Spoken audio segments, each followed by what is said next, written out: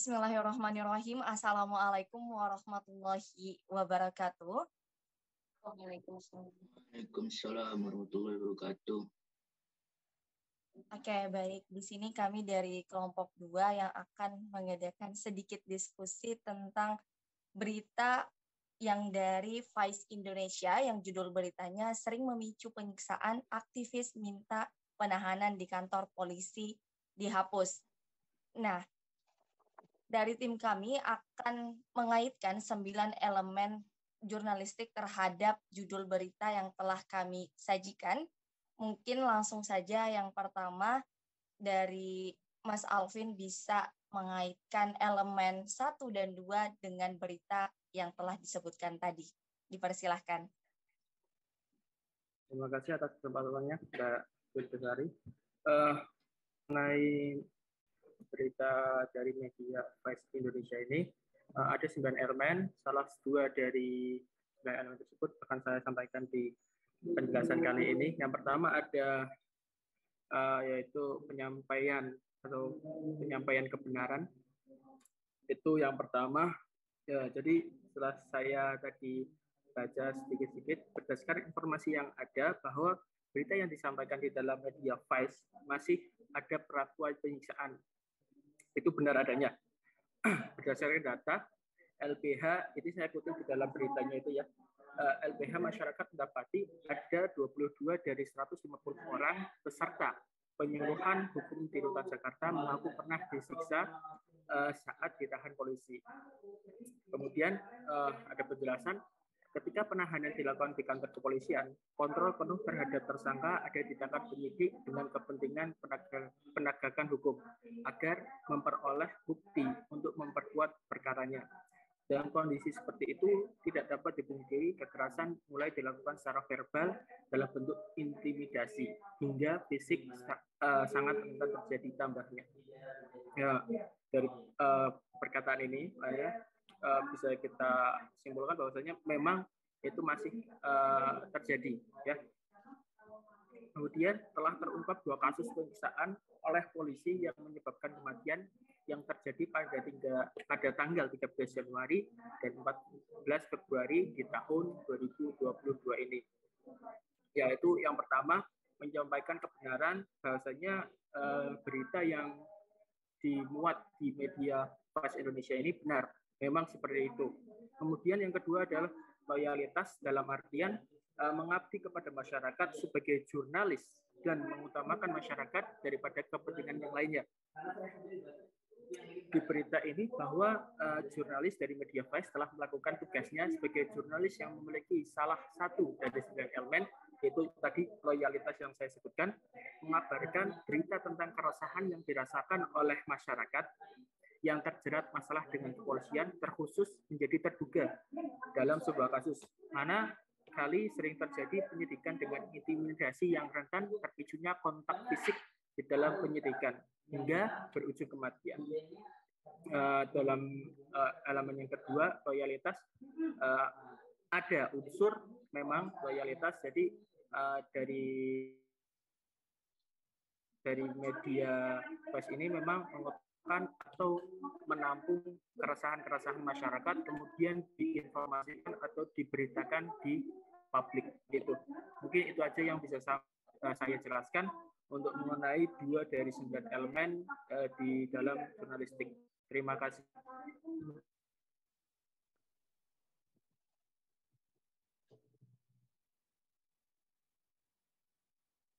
Oke, terima kasih penjelasannya Mas Alvin terkait berita yang disajikan bahwa elemen sangat terdapat di berita tersebut. Nah, untuk penjelasan yang ketiga atau elemen yang 3 ini akan oleh Mbak Alvina dan kita akan mendengarkan bersama, benar nggak sih elemen ketiga dalam jurnalistik terdapat dalam berita yang disajikan di Vice Indonesia, khususnya judul.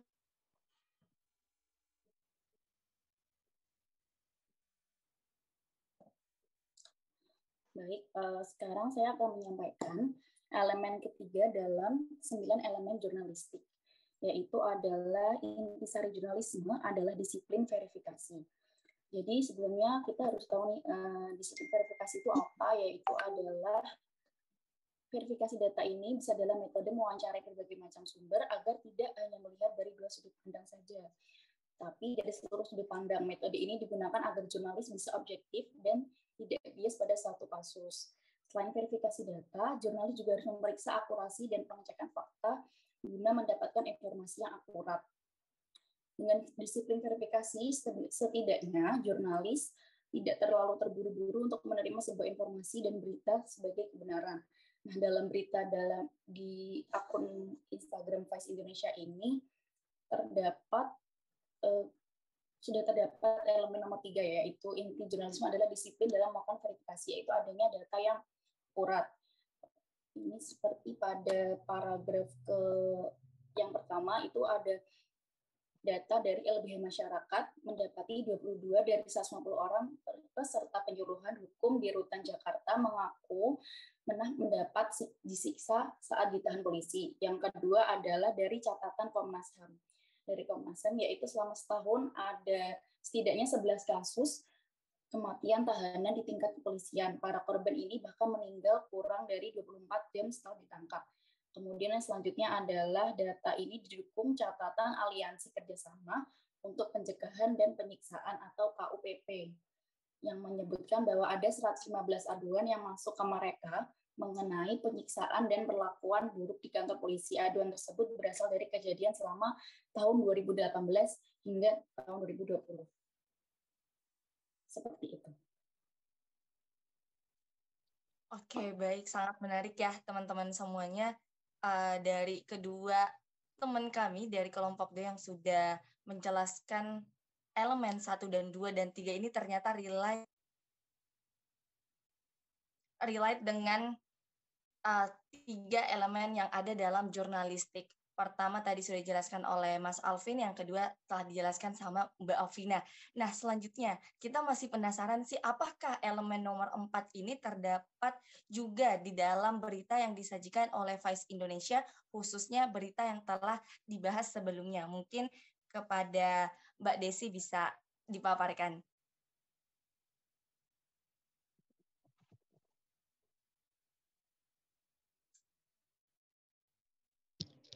Oke, sebelumnya suara saya terdengar nggak ya? Oke, jadi yang keempat itu adalah elemen independen terhadap sumber berita. Nah, jadi seorang jurnalis itu mereka tidak boleh terlalu memihak kepada objeknya gitu. Jadi mereka tuh harus melihat dari sudut pandang yang lain juga gitu, agar mereka itu bisa membuat berita yang nantinya bersifat independen gitu. Nah, dan kalau kita lihat ini dari berita ini yang ada di Vice ini, di situ kan kalau saya rasa itu sudah menunjukkan elemen independen tersebut.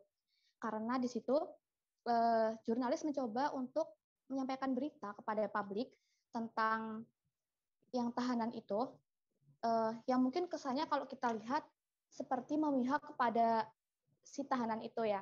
Akan tetapi ini bukan hanya berdasarkan dari opini jurnalis saja, akan tetapi dengan fakta yang benar-benar valid, seperti didukung dengan data-data, catatan, aliansi kerjasama untuk pencegahan dan penyiksaan. Kemudian ada juga dari siaran pers dari peneliti ICJC, yaitu Genoveva Alicia. Jadi menurut saya itu sudah menerapkan elemen independen. Mungkin begitu Mbak Filda. Oke, terima kasih Mbak Desi atas analisis yang telah dilakukan. Mungkin untuk selanjutnya langsung saja ya kita dengar bersama dari Mbak Zahra, apakah elemen yang kelima dalam jurnalistik ini juga diterapkan di Vice Indonesia? Silahkan Mbak Zahra.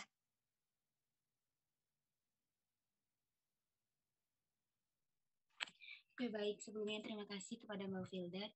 Jadi dari elemen yang kelima, yaitu jurnalisme harus menjadi pemantau kekuasaan. Maksudnya di sini adalah jurnalis harus bertindak sebagai pemantau independen terhadap kekuasaan.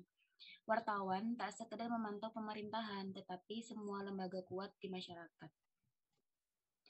Prinsip pemantauan ini sering disalahpahami bahkan oleh kalangan jurnalis sendiri, dengan mengartikan sebagai mengganggu pihak yang menikmati kenyamanan.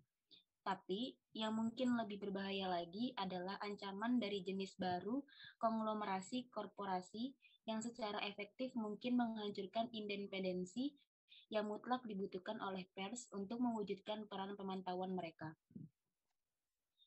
Yang dapat dikaitkan dengan berita tersebut adalah bahwa jurnalis tidak hanya menggali berita pada golongan polisi saja, namun juga menggali lebih dalam mengenai masyarakat biasa yang menjadi tahanan yang disiksa oleh kepolisian. Seperti itu. Terima kasih. Oke, baik Mbak Zarah. Terima kasih atas penjelasan dan analisis yang telah dilakukan. Mungkin di sini kita akan mendengarkan lagi nih pendapat dari Mas Masud tentang Vice Indonesia dan elemen yang keenam ini apakah diterapkan juga oleh Vice Indonesia. Dipersilahkan. Baik teman-teman semua, elemen keenam ini yaitu adalah jurnalisme harus menyediakan forum kritik atau komentar bagi masyarakat. Sepertinya kan sudah jelas dengan menjadikan platform media sosial Instagram sebagai forum diskusi publik, akun Vice Indonesia ini mengupload berita yang cukup menghebohkan, yaitu penyiksaan tahanan di rumah tahanan kantor polisi. Tentunya masyarakat warganet banyak memberikan komentar dan banyak juga memberikan kritik terhadap polisi dan Komnas HAM. Dengan ini, akun Vice Indonesia telah memenuhi salah satu elemen dari ke-9 elemen jurnalistik. Memberikan forum diskusi publik terhadap masyarakat adalah bentuk dari tekad seorang jurnalistik yang siap menerima segala masukan, saran, dan kritik dari masyarakat. Tapi tentunya yang perlu dipahami semua adalah dengan membuat forum diskusi publik ini bukan untuk menjadikan menaikkan nama jurnalis itu sendiri, tetapi yaitu untuk menerima segala saran, kritik dari masyarakat. Kalau misalnya kita lihat dari postingan ini, banyak tadi di kolom komentar tuh, banyak juga masyarakat ada yang tidak setuju, ada yang setuju, ada yang bilang tergantung dulu, lihat dulu kasusnya. Kalau kasusnya parah, nggak apa-apa, biarin aja disiksa di situ, kan macam-macam ya. Jadi dengan Vice Indonesia ngupload di sini dan tidak mematikan kolom komentar di sini, mungkin sudah termasuk dalam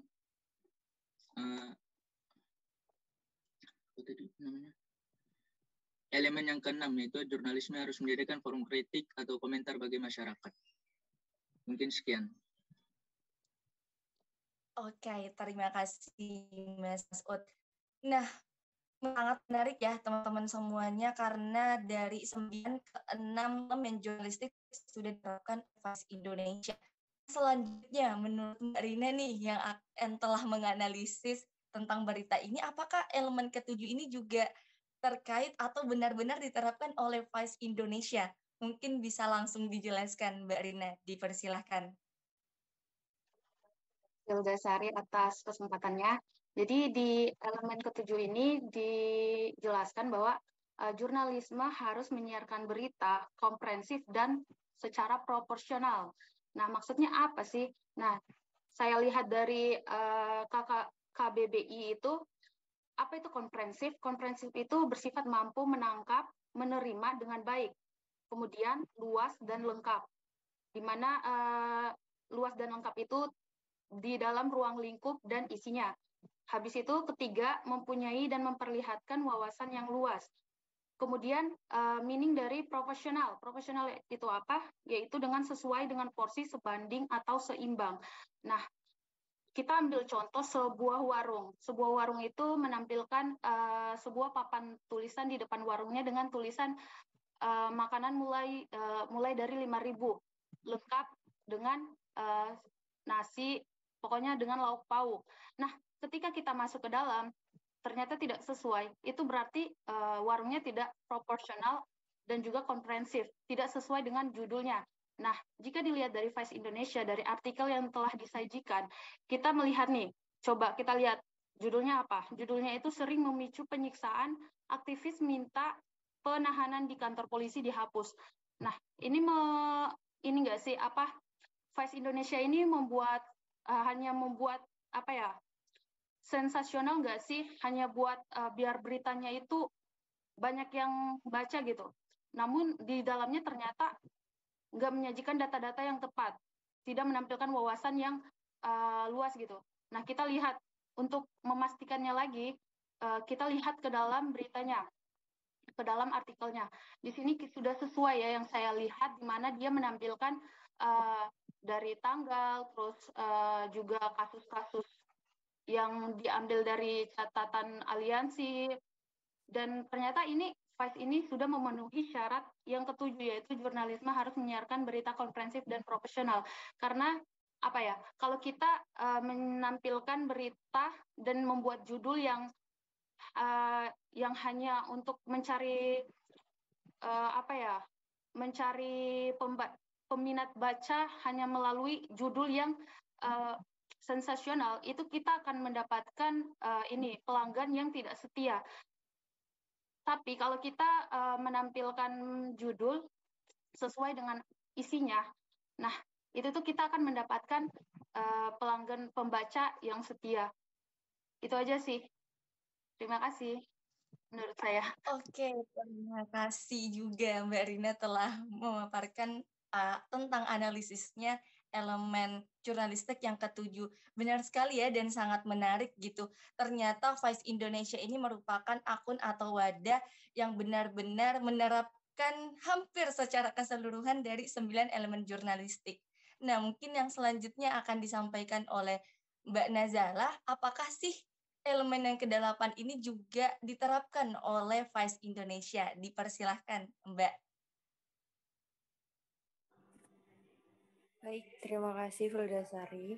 Untuk elemen ke-8 ini, elemen jurnalisme, yakni bagaimana berita itu bisa menyampaikan berita yang memikat dan juga relevan. Memikat di sini maksudnya adalah bagaimana tergantung konteks, misalkan berita itu menyangkut popularitas, bagaimana bahasa yang disampaikan itu membawa ceria, kayak gitu, membawa bagaimana tata bahasa itu dibawa dengan sedemikian rupa yang sesuailah dengan konteks berita itu.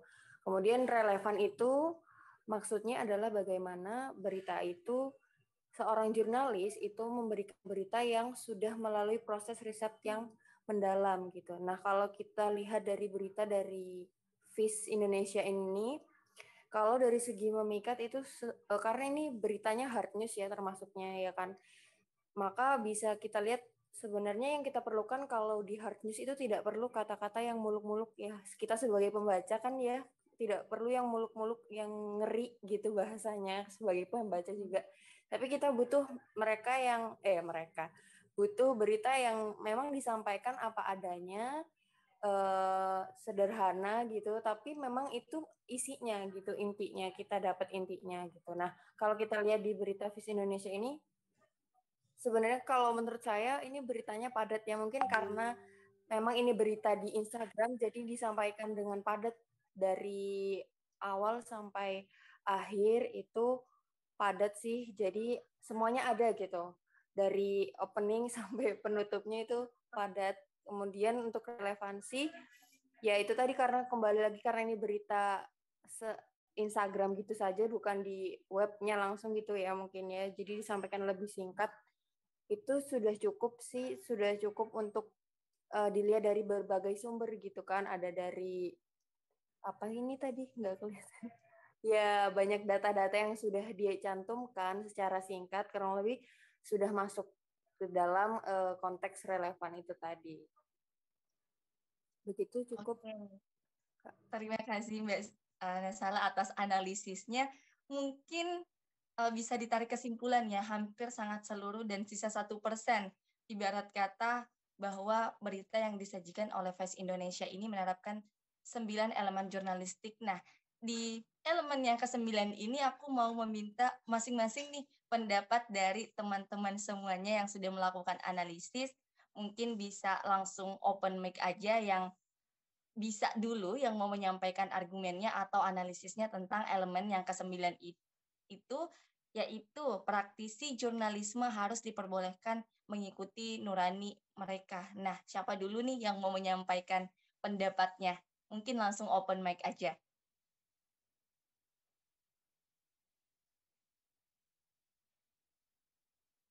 Oke, bagaimana teman-teman? Mungkin dari Mbak Rina dulu deh.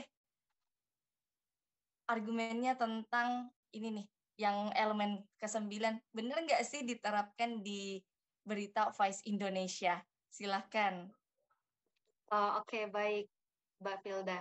Jadi gini, yang ke-9 itu kan praktisi jurnalisme harus diperbolehkan mengikuti nurani mereka.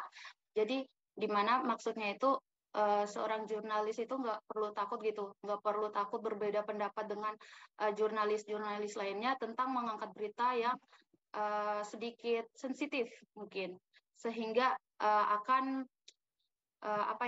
akan membuat dirinya jadi pokoknya nggak takut untuk bertanggung jawab, nggak takut terlibat masalah. Yang penting penyampaian berita yang dia ingin sampaikan itu sudah benar, data-datanya lengkap, dan juga memuat kebenaran gitu. Dan ambil contoh dari saya mengambil contoh dari film Alif Lam Mim. Mungkin teman-teman yang lain udah pada nonton ya. Di situ tuh menceritakan ada salah satu tokoh yang merupakan seorang jurnalis, di mana film itu tuh menceritakan tentang beberapa tahun lagi Indonesia yang di mana semua diwajibkan, bukan diwajibkan sih, semacam dari diri sendiri harus memiliki ilmu bela diri gitu. Karena apa? Karena di beberapa tahun ke depan lagi Indonesia para kepolisian tidak diperbolehkan menggunakan alat senjata tajam lagi, melainkan menggunakan senjata peluru karet gitu. Nah, dan kemudian itu Indonesia itu menjadi negara liberal, di mana negara itu di mana agama dan juga kepentingan lain itu dipisahkan gitu, kehidupan agama itu dipisahkan. Jadi di situ di mana di film itu menceritakan masih ada sekelompok muslim yang masih mempertahankan kemuslimannya dia, di mana dia tetap menggunakan jubah, tetap menggunakan jilbab. Namun di situ ternyata pemerintahnya itu bukan pemerintah ya. Oh ya, pemerintah dan juga salah satu anggota polisi itu yang ternyata mempropaganda masyarakat gitu, dan juga mengadu domba, di mana mereka mengatakan bahwa kelompok itulah yang sebagai teroris. Ternyata di balik semua itu mereka lah dalangnya. Nah, salah satu jurnalis di dalam film itu, salah satu tokoh yang sebagai jurnalis dalam film itu, dia mengetahui kebenaran itu, di mana dia berani nih untuk menyampaikan kebenaran yang dia miliki. Dia berani menyampaikan berita mengikuti hati nurani dia, di mana padahal pimpinannya itu udah melarang jangan upload berita ini karena bisa mengancam karirnya, tapi dia tidak takut akan hal itu karena dia memegang 9 elemen jurnalisme ini. Dan benar-benar setelah dia menyiarkan berita itu, dia kehilangan pekerjaannya dan juga seorang istri akibat dari dia menyiarkan berita tersebut. Dan itu sangat-sangat mungkin semoga ada di dunia nyata ya, di mana mereka berani mengambil resiko gitu. Itu aja sih.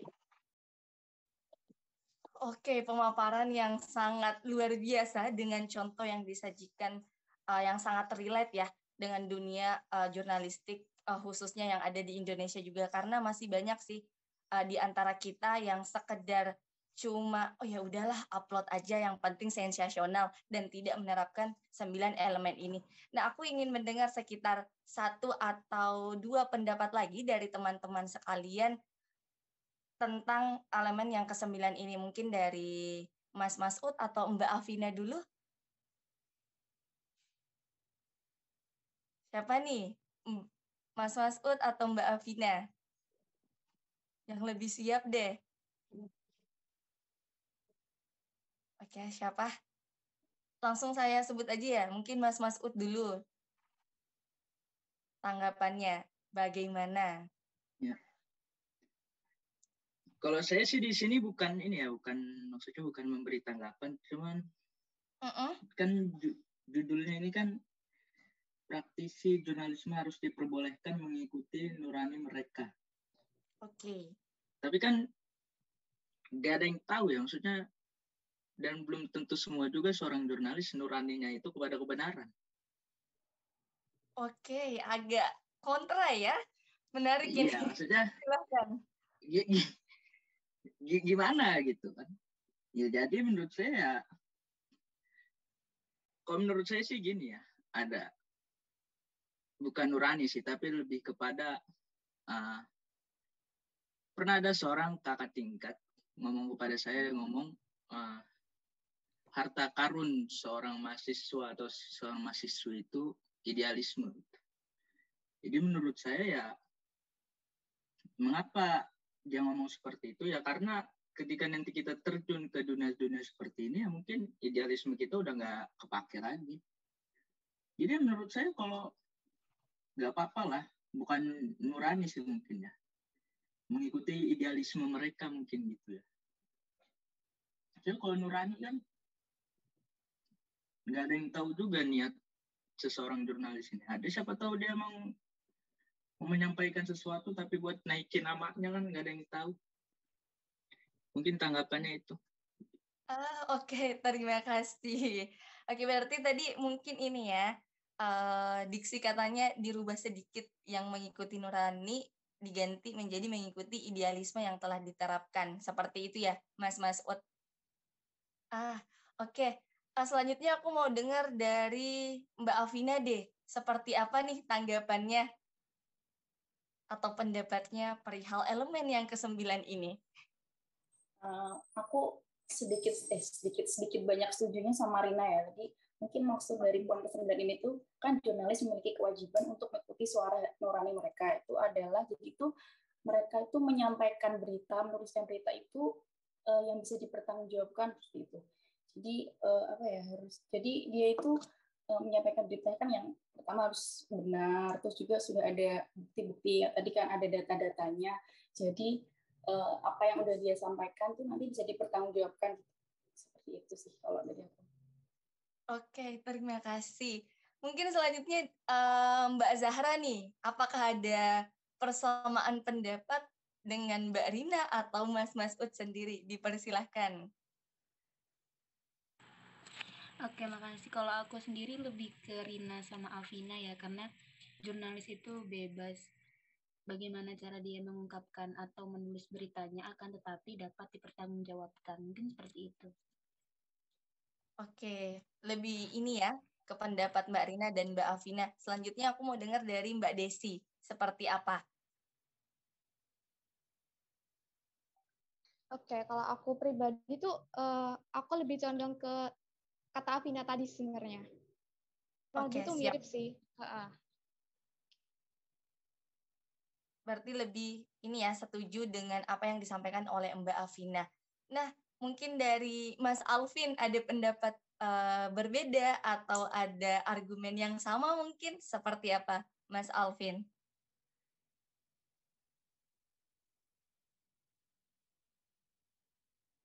Oke, mungkin Mas Alvin ada kendala jaringan ya, teman. Oh iya, silakan. Nggak ada ya, guys ya. Karena saya rasa intinya sama tadi yang disampaikan teman-teman. Hampir sama persis, jadi nggak perlu saya ulangi. Begitu. Terima kasih.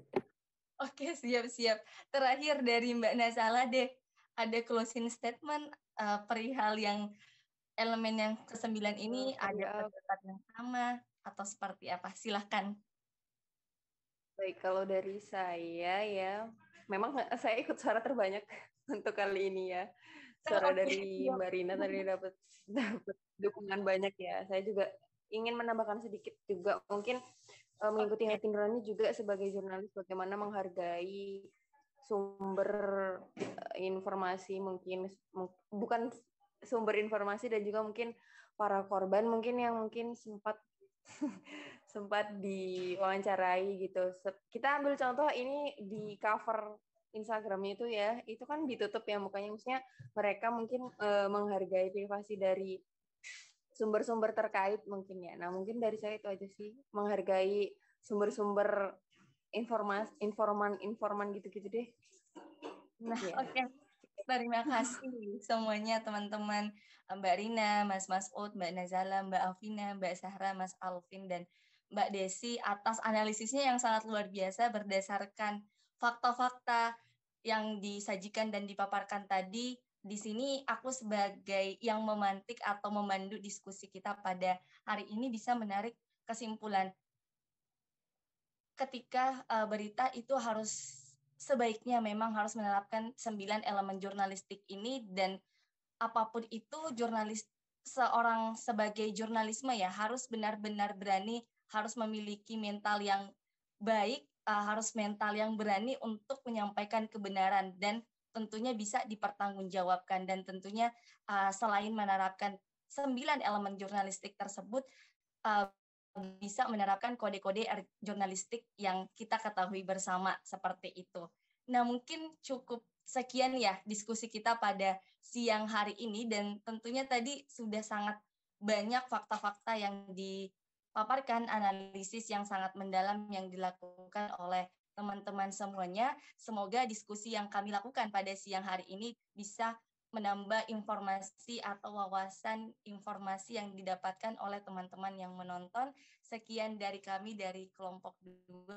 Saya Filda Sari selaku pemandu diskusi hari ini beserta teman-teman Mbak Rina, Mas Masud, Mbak Putri, Mbak Alvina, Mbak Nasala, Mbak Desi, dan Mas Alvin mengucapkan banyak-banyak terima kasih. Sekian, Assalamualaikum warahmatullahi wabarakatuh.